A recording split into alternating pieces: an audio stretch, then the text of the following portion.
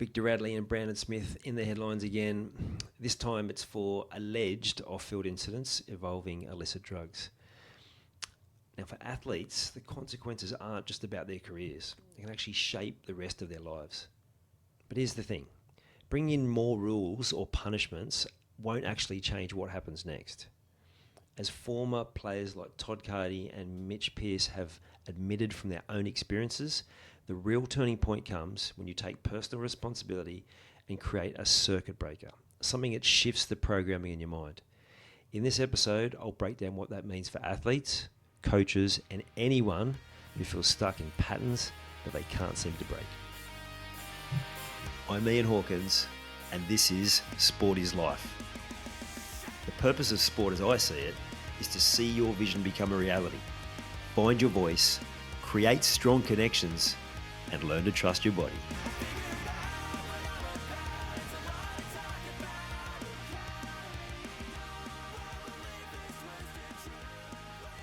Seems everyone's weighed in on the Victor Radley and Brandon Smith situation. Tough for a young sportsman to be in the public eye for the wrong reasons. Certainly not condoning and necessarily feeling sorry for them, but yeah, it would be tough, and we all make mistakes, and not all of us have to have our mistakes played out in the public eye.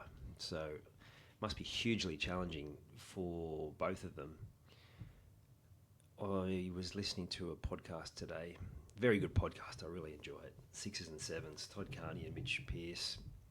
They've two guys who have had their fair share of problems, and they've owned it and don't shy away from it now. So when they talk about these situations, they talk from experience, and they've both now sober and doing really important, impactful work helping young footy players, particularly young halves, the finer points of footy, but also the challenges, pitfalls, and how to avoid them.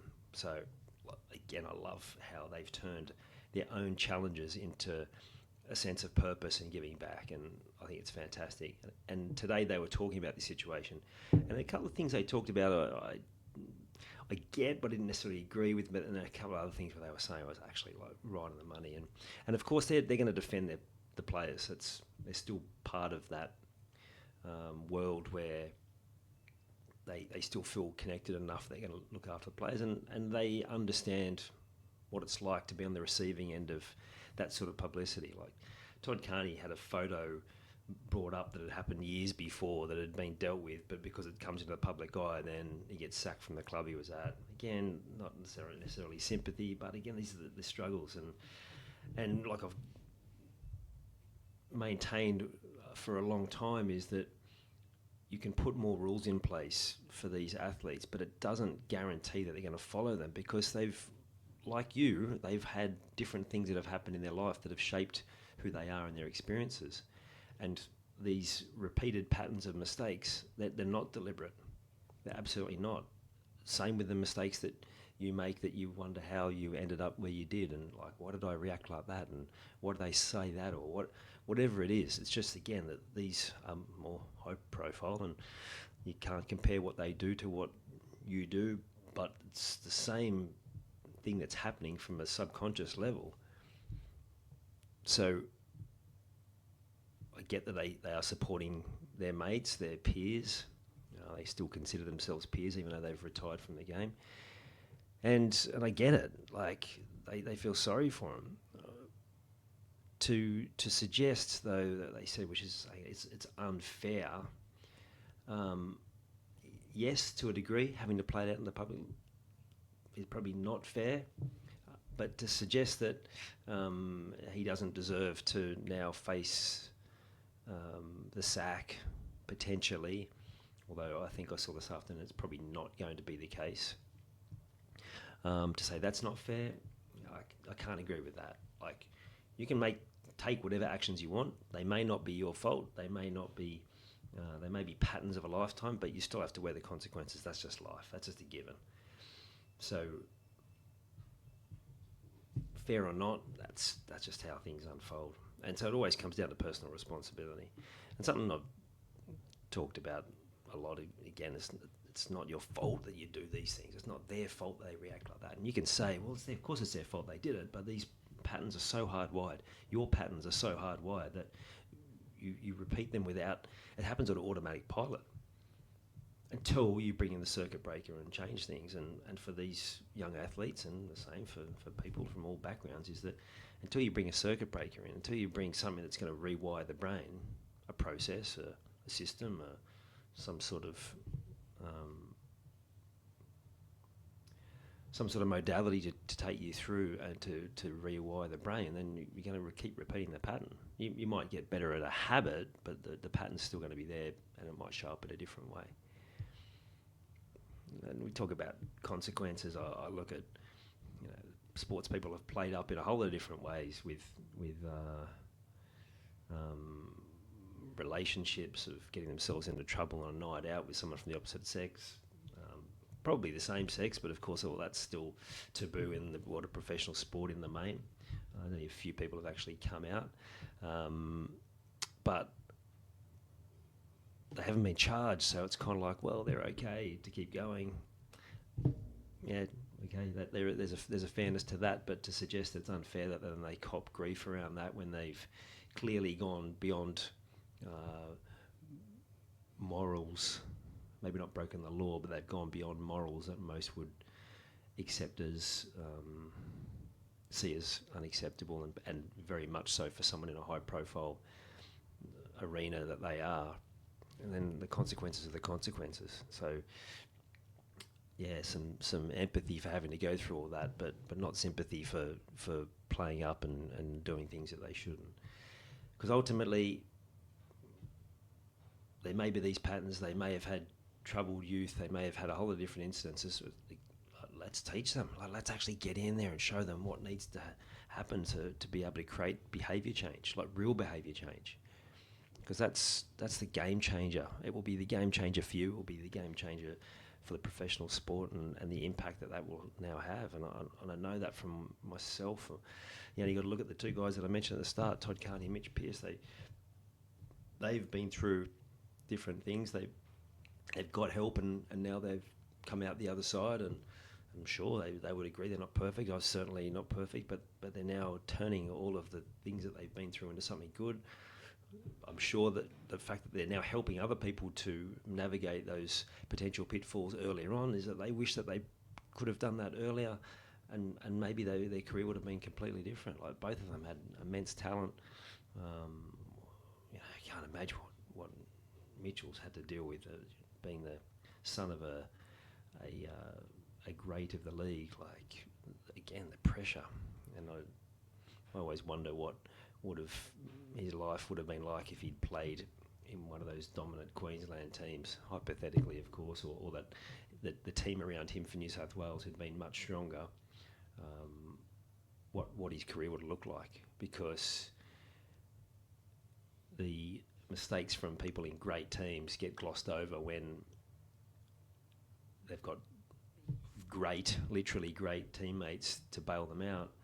But when you're in a team that's battling and struggling, and I've tried to erase the stat. They won 8 in a row, and was it 12 of 13 in a row? Something crazy.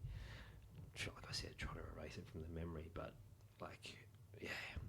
that's the impact of having to deal with these things. And if you look at your life, you've had different challenges, and there'll be different elements of your life that you wish you could have gone back and done with the knowledge you have now. Like, I'm sure you've had this thought around your own sport. Like, if you knew what you knew now and went back, what could you have done? Normal, and then other parts of your life as well. The part that I did agree with them, they were talking about the court documents and the text messages that were getting aired across all levels of media. I did try and reach out to a mate of mine who, funnily enough, he was the guy who got me my first paying gig as a coach. Did a presentation for the New South Wales Bar Association. So he works in police prosecution, and was hoping I'd get some some actual facts around whether these documents are meant to be shared to the public, or whether, you know, in this particular instance, like what might have played out, so I could speak from facts. But regardless of whether that information's been leaked or whether it's just usually publicly viewable, I don't think any of us would want any of our private conversations aired to the world. As much as possible, myself, I always think, well, if this message is sent or is seen by other people, what would the reaction be? So I try and write like that. But, like, you know, when you're conversations with our partners, our children, close friends, family, like, again, we don't want that aired in public. And I don't like that idea that all those conversations, sure, we can talk about, I mean, the court will see this information and that will be then be able to be shared, but to do it now before they've even, like, Brandon Smith is going to court. He hasn't been in court yet, and we're seeing all this sort of stuff. That doesn't seem right with me. Again, not sure if that's right or not. It's just my opinion, and I think that's really harsh. But ultimately, again, it just comes back to the same place that I talked about earlier. It may not be their fault from that subconscious perspective. It may not be your fault from what different situations you've got yourself into, because we all have. Anyone that says they haven't, they're just lying. Anyone says that they're still not struggling with different elements of what goes on in their head, just lying, because we all do. No matter how much work we do on ourselves, there is still another layer to go. So not your fault, but it absolutely is your responsibility to do what you need to do to change this for the future. So responsibility, like how you respond. So if you respond by, I'll get better, I'll do this again, but then the pattern repeats and then you find yourself in the same place, maybe a month, 6 months, a year, 2 years later, well then that's not the response you're really after, is it? So it's about taking that responsibility to change how you respond, and that will change everything in your life. Unfortunately, we do live in a blame society. People are quick to point the finger. People are quick to externalise anything that's happened, make excuses. We see it all the time on the TV and movies and news. Everyone wants to blame someone else. It's someone else's fault that I did this. It's someone else's fault that I reacted like that. It's always someone else's fault. But that takes away your power. It keeps you stuck. It keeps you trapped. And that's why you can feel out of control at times. That's why you can feel like you can't make progress. It's because you are handing over your power to these external things. But when you take full responsibility, you take back that control. You have self-control, and then you can change the narrative of your future, of the message in your head. You change your story.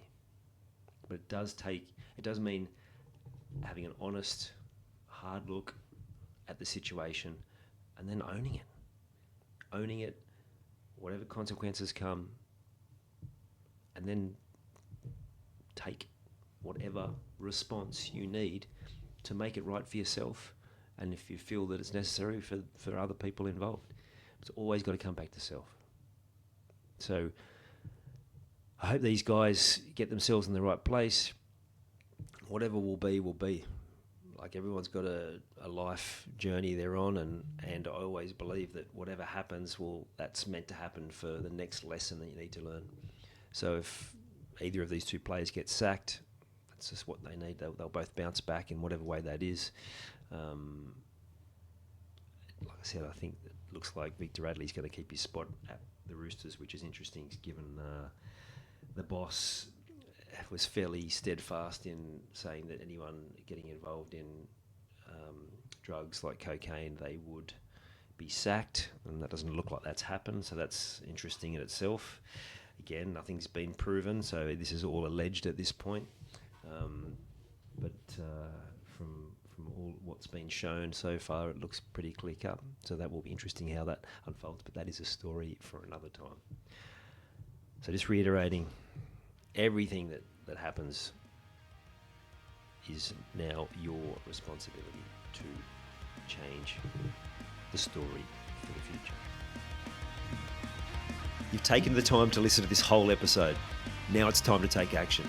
Commit to one thing you've learned today and make it happen. And to avoid any obstructions, join the Sport is Life movement by clicking on the link in the show notes.